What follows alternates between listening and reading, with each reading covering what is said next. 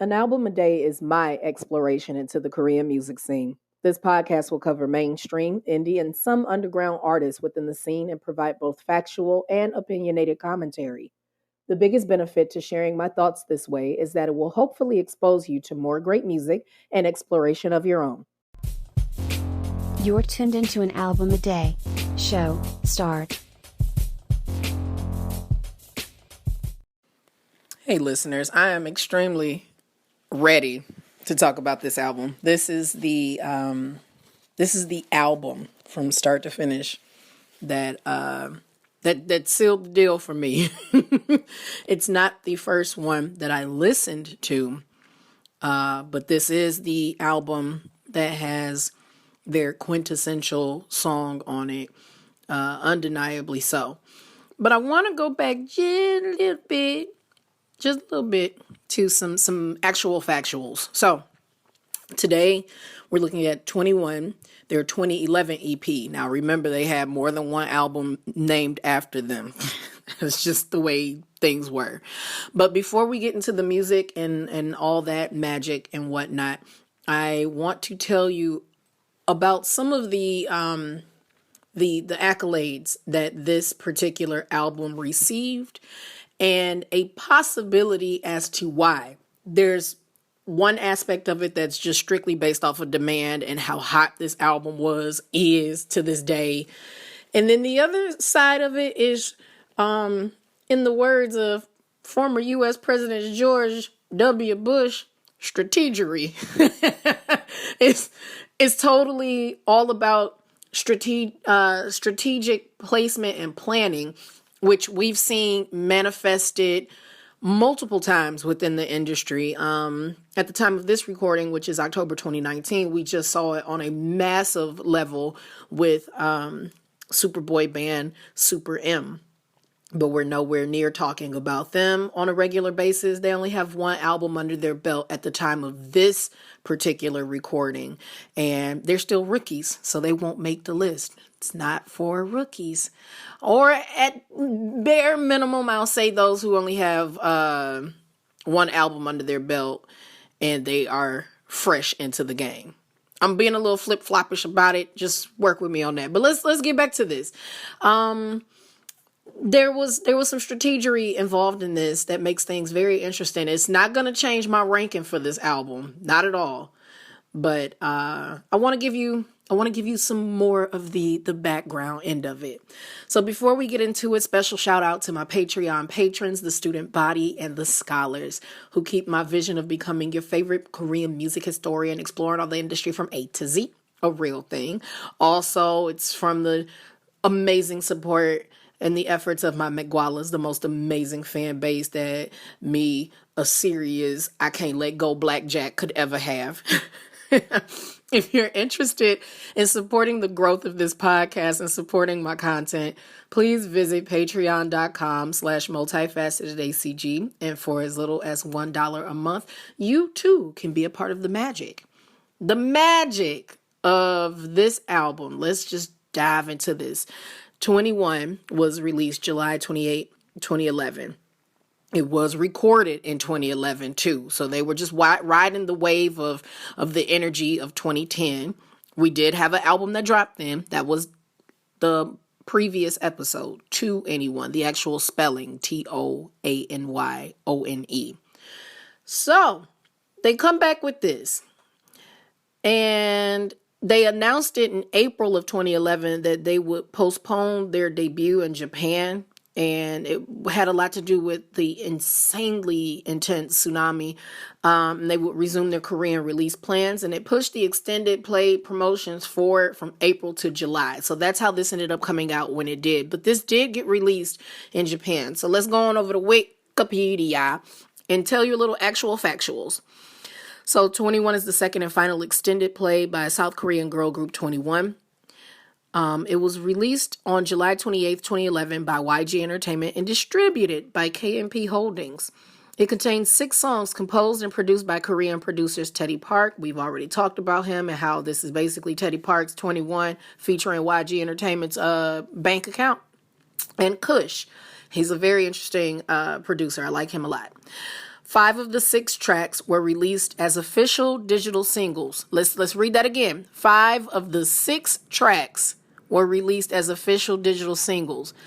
Also known as you gonna take this album and you gonna enjoy it. Do you understand?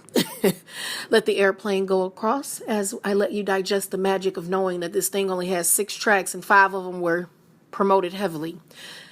Don't Stop the Music was initially released as a commercial feature single. Don't Stop the Music, Yamaha Fiore's commercial theme song. A Japanese version of this EP was released September 21st, 2011.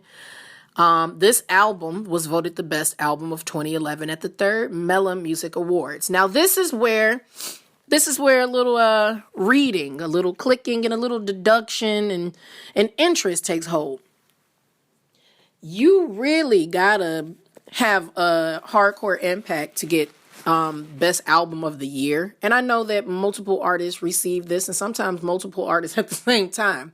But there was something more to this.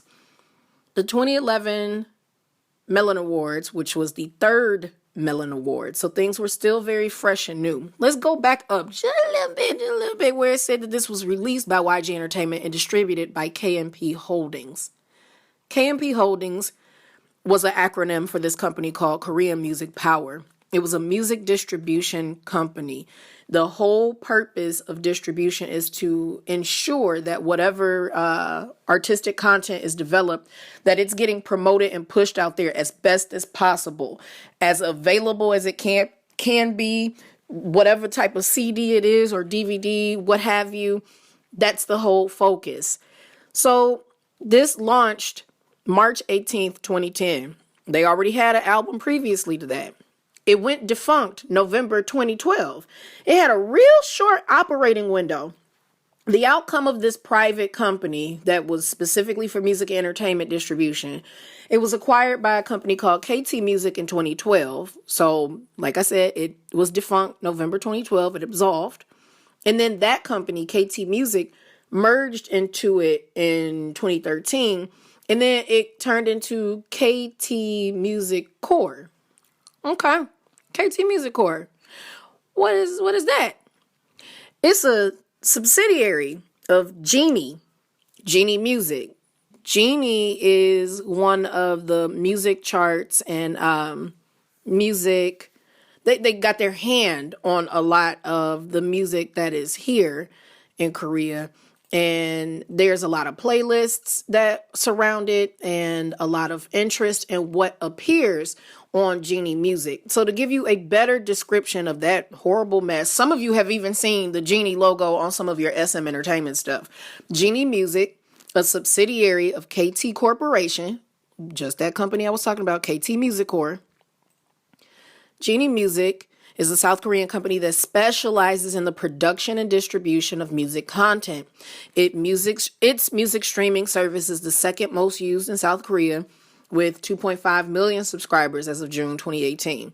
So it's like SoundCloud or Spotify on like severe crack. And it's a real big deal. Like when I was teaching, my students would be like, "Teacher, please put Genie. And I'm like, well, can I just, they either wanted me to put the Melon chart on so they could hear the top 20 or top 40 at the time, or they wanted what was on here. It is a serious level of demand. But it has a network. And at the top of that network list is YG Entertainment under YG sublabel YG Plus. You also have Star Empire Entertainment, Signal Entertainment Group, Stone Music Entertainment, MMO Entertainment, Jellyfish Entertainment, Highlight Records, AOMG, High Up Entertainment, Amoeba Culture, Swing Entertainment, Off the Record Entertainment, LM Entertainment, Happy Face Entertainment, HF Music Company, Dreamcatcher Company, Dice Company, Music Factory Entertainment, a lot of extremely familiar names. SM Entertainment until 2018. They left and went with someone else. JYP Entertainment until 2018. Both them and SM are now with a different company, but we're not talking about one of their artists right now, so I won't delve into it. So you've been a partner of all of this, and you've been a part of every single move that occurred. And when you were KMP Holdings, the founding companies were SM, YG, JYP, Star Empire, Media Line, Can Entertainment, and Music Factory Entertainment. If you have an extra invested interest in the distribution of your assets, your artists, then of course this is going to chart and sell. So there's a part of it where, yeah, okay, it really is because the album just knocks. It's 21 minutes and 41 seconds worth of magic. But it's also because there was a lot of strategy to it. And let me just, another thing that I want to make sure to mention because I love her. The producers on this are listed in the Wikipedia as Teddy Park and Kush, but let me not ignore my amazing, beautiful Lydia Peck. I just said Park, Lord. Lydia Peck. I adore her. She's a songwriter. Well, she was signed to YG exclusively for a moment, the Lids, as a songwriter for Big Bang at 21. She's got this amazing freaking voice. She appeared at KCON a couple of years back, and I was dog near in tears because I just adore her. I cannot believe I said her last name wrong 2 times on here. That's so ridiculous. Either way, she is the bomb. Like, oh my gosh. Her voice. She did a remix of Tableau's Eyes, Nose, Lips. She did an English version of it, and it's everything. She's everything. I don't know if she still maintains association with the company per se. I mean, they definitely did cut a tremendous amount of checks for her. But she ain't from around here. So she might have made some moves that are advantageous for her professionally as well as personally to distance herself from some of the mess that's going on. She had a hand in one of my favorite songs on this album, Ugly, as well as Don't Cry, which was Baum's solo. She helped with both the lyrics and the music on that, and she helped with the music for Ugly. So this album, with its 6 little itty bitty baby tracks, K-pop fans, on a scale of 1 to 5, with 5 being essential listening and 1 not worth mentioning, the A3Day rating on 21's 2011 EP is a 5. It is a 5. Don't touch me. It is a 5. Accept it. 5. It's a 5. Just in case you was wondering if there could be anything else it could be, it's not. It's only going to be a 5. It is a 5. Why is it a 5 at 21 minutes and 41 seconds? First off, I love it that the fact is the album is 21, first and foremost. Like, how did you just happen to miraculously make it 21 minutes and 41 seconds?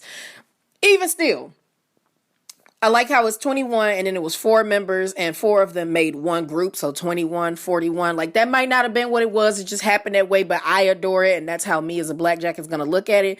This album is a number 5. If for nothing else, then I Am the Best. That did it on its own. You can't think of them and not hear that and be like, oh snap, that's 21. You ain't even gotta be a fan, but you know this song. You know Nega Jel Ja Naga. You know that song.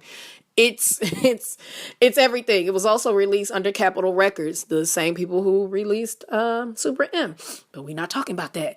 That song in and of itself, it's like if they ever got back together and did a reunion, they would have to perform the song. You cannot escape it. It's you can't get away from it. Like, try your best. CL literally performed it at the 2018 Winter Olympic closing ceremony and had the whole audience repeating I Am the Best. Like, what is it? Like, it's everything. That's what it is. Oh my God. Like, the international reception of this song was insane. It's been on countless commercials. It was on the Microsoft Surface Pro 3 commercial. That was August 2014. I got into all of this in 2012, October 2012. We just passed my anniversary. And I remember seeing that commercial and I was wailing. I'm like, oh my God. It's so amazing. Like, it got airplay on American radio stations without officially even being released to be for airplay. Like, what? Like, what are you? Oh my God. Like, It's everything. It's undeniable. It's a great song. It's a really great women empowerment. I'm talking all that smack song. I absolutely love it. The way that they organize this album, it goes from I Am the Best to Ugly, which was a song that had a little bit of a, not even a little bit, let's not undermine it. It had a rock chorus. Like, what? They hadn't done that prior. Then it goes straight into Lonely, which is my karaoke staple. I told y'all that in the first episode when I was crying. Like, Lonely is my jam, and I love every version of it. I don't care if it's a remix, an acoustic, I don't care what it is. I mean, it's already acoustic anyway. I love the instrumental of it. It came out May 11th, 2011. So I feel like it's my Taurian twin, even though my birthday is the 1st. That part don't matter. Just go with me as I explain this. It's a wonderful song. It was written and produced by Teddy Park. And it was intended to be, and I quote, from CEO Yang Hyun-suk, who, 21's new song counterfeeds the people with an analog sound, unlike the majority who use strong electronics and house music, and maybe that is why will.i.am found it interesting. Of course he had to name drop. Of course he did. This ain't about him. Let's not do that. They also released teasers of Lonely, starting with CL and Minji on May 9th and Dara and Balm on May 10th, and the music video was released May 11th, 2011. It's such a wonderful, beautiful song. It won Best Vocal Performance Group at the 2011 Mama. So they did that with Lonely. Oh my gosh. Just now that I mention that, I wonder if I Am the Best won anything. Doesn't appear so. However, it still has its own distinctions. It peaked number 1 on the Gaon single chart. Peaked number 1 on the U.S. World Digital Songs for Billboard. Like, what? In 2014. Like, the song came out in 2011 and wasn't even intended for American promo, yet it still hit number 1. Like, oh my God, bad means on the floor. Yeah, clearly I love it. Clearly I do. I didn't intend on this one being as long as it is, but I wanted to make sure that you all were aware that it was not just the magic of what was done on this album, because they did push themselves in terms of sound. It's still EDM and all of that and pop and everything. They're true to that. But there were some things that were a little different from the previous albums, the previous 2. But I really genuinely wanted you to know that it was more than just the music that did it. It was strategy. It was intentional, and it wins. It wins. It wins. Take my 5 and hug it. And that's all I got to say about that. When we come back with the next episode, we are, oh my God, we're on the last album. We're going to do Crush and talk a little bit about that amazing project. And final thoughts, I suppose. I thought I was going to do it on a Friday to be able to kind of have the playlist, but I'll sort that out in my mind throughout the day as I prepare. So I hope you enjoyed this episode, and I'll catch you in the next one. Bye, y'all.